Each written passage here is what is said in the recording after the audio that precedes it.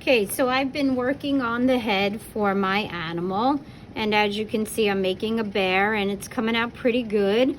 I worked on the ears by pinching and pulling out the ears from the head and also from the body. So you can see I was taking from the body and pulling into the ears, because you don't want the ears to be too thin, like a potato chip, let's say. You know from experience that will crack off in the kiln.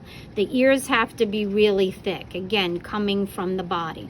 One thing we talked about was balance, and that when your project stands up, it should be balanced. It shouldn't be keeling over to one side. That's called physical balance, but you also need visual balance. So when I look at the ears, they should look the same size as far as width, and they should look the same size as far as height. We don't want one ear to be a lot taller than the other.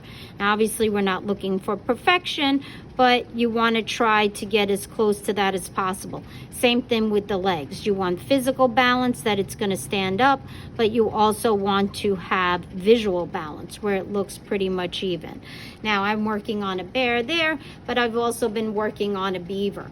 So as you can see, my plan is to have my beaver sit on his butt.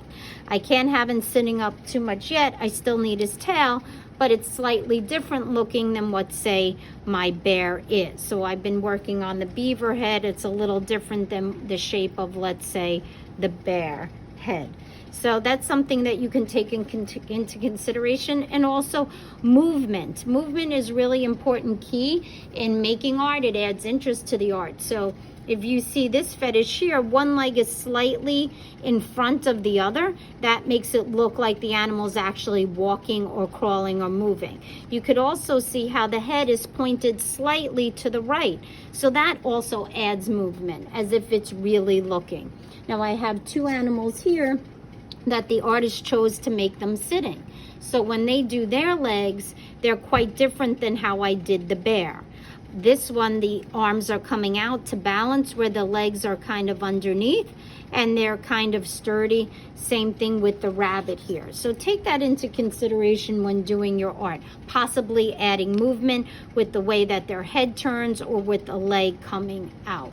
Once I do that, then I can start to add in, let's say, a tail. If my project has a tail and I want to put a tail, I can. Remember, this is a simplified version, watered down, of what the animal really looks like. So for example, here's my turtle. It could have a tail, but I have a feeling it would be so thin it would crack off and break.